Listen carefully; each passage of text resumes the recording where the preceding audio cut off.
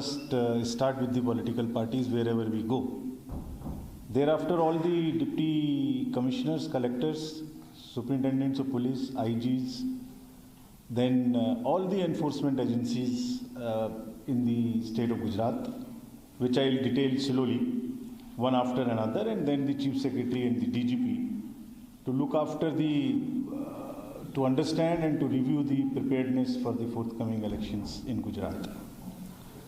Friends, the state has 33 districts, or state's population is roughly 6 crores on the basis of 2011 census.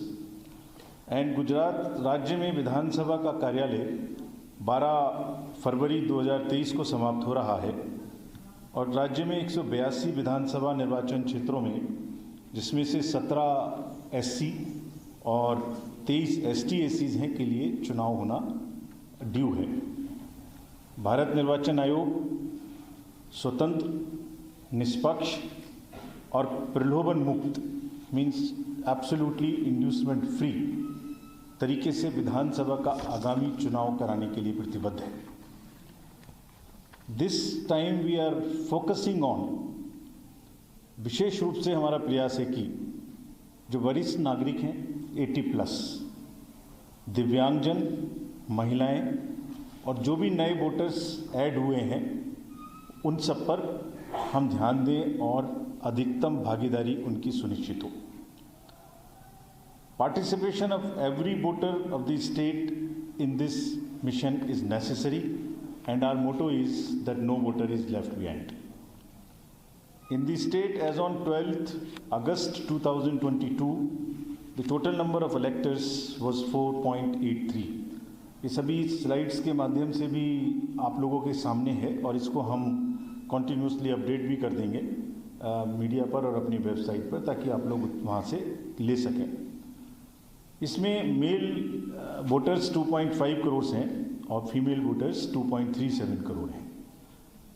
दिव्यांगजन और जो PWD voters हैं, persons with disability, उनकी संख्या पूरे राज्य में 4,13,886 है।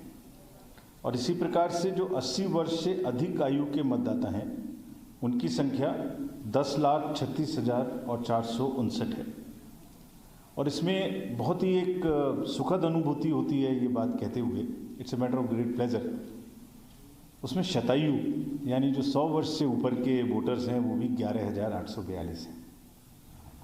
This is a very pleasant experience in feeling to say that in a state, and it also shows how the state nurtures their senior citizens, और वो माहौल, वो संस्कृति और वो एक उनकी आबो हवा देखभाल एनवायरनमेंट, जिसकी वजह से आज राज्य में 11,842 शतायु वोटर्स हैं। और सबके घर में हमने आदेश दिया है कि हमारे कलेक्टर साहब लोग किसी न किसी को भेज के उनको एक आभार प्रकट करेंगे और उनको सम्मानित करेंगे। वो हमेशा वोट देते रहे हैं हमारे साथ।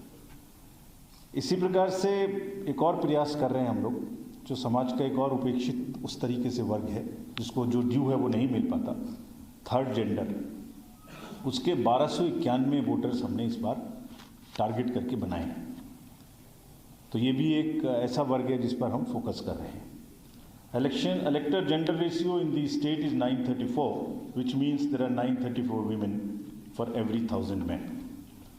Friends, special summary revision is currently on. I would like to highlight that in view of the recent electoral reforms, Commission ने कानून में बदलाव कराया, जिससे अब एक साल में 4 डेट्स पर आपको वोटर बनने का अधिकार मिलता है। ये जो यंग वोटर्स हैं उनके लिए अति महत्वपूर्ण है।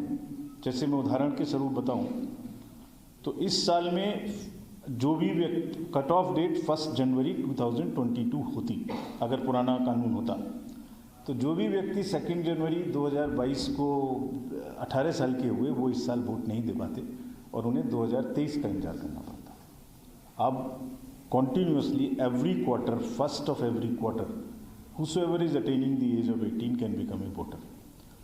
कानून में इस बदलाव जो हुआ उसके बाद चुनाव आयोग ने आगे पहल करके ये भी कहा है कि जो 2023 में 17 से 18 साल के होने वाले हैं और अभी नहीं हैं, वो भी हमारे यहाँ चुनाव आयोग में और हमारे ऑफिस में डीओ साहब के यहाँ, कलेक्टर साहब के यहाँ, एआरओ साहब के यहाँ अपना रजिस्ट्रेशन करा सकते हैं। हम उनके एप्लीकेशन को एडवांस में लेके अपने पास रखेंगे। As and when in whichever quarter they become 18 in 2023 we will dispatch it. So it's an extra facility we are giving to even our the younger voters who are between a bracket of 17 to 18. इतनी मेहनत करके बदलाव के साथ जब हमने ये कानून बदला है और हम ये सुविधा दे रहे हैं, तो मैं आपके माध्यम से अपने यंग वोटर्स को ये कहना भी चाहता हूँ कि जो वोटर्स बने हैं वो ज़रूर आके वोट भी दें। ऐसी कुछ एविडेंस सामने आती है कि यंग वोटर्स थोड़ा अभी अपैथी है और वोट देने में थोड़ा पीछे रह जाते हैं। तो मेरा आपके माध्यम से अनुरोध है सब यंग वोटर्स से कि वो इस बार इसको तोड़ें और वोट देने जरूर आएँ। फ्रेंड्स, इलेक्टरल रोल्स का अंतिम प्रकाशन 10 अक्टूबर 2022 को कर दिया जाएगा। उस दिन फाइनल फिगर्स जो इस चुनाव में वोटर्स की होंगी वो सबको ज्ञात होंगी।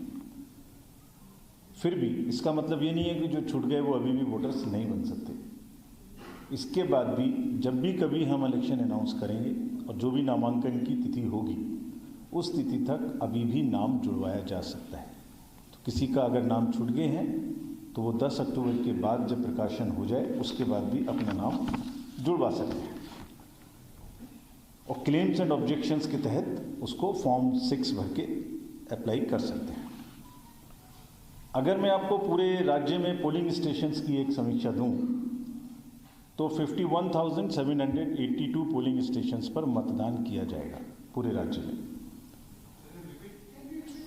51,782 you will see the first in the corner upper first point in the first row and the left corner 51,782।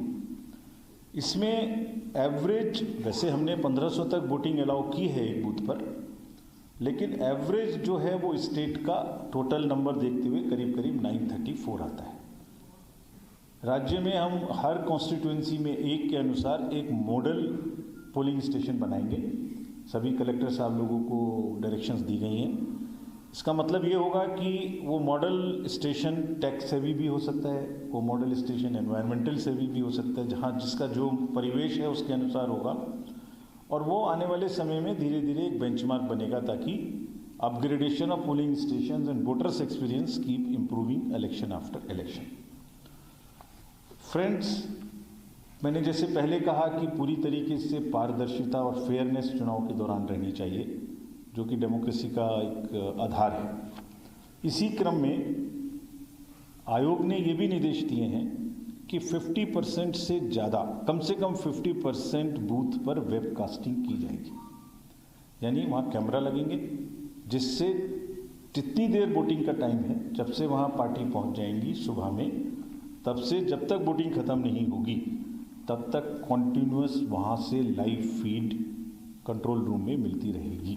अगर कोई भी ऐसी घटना घटने की संभावना होती है तो वो तुरंत पता लगेगी और तुरंत उस पर हमारी जो टीम्स हैं वो वहाँ पहुँचेंगी।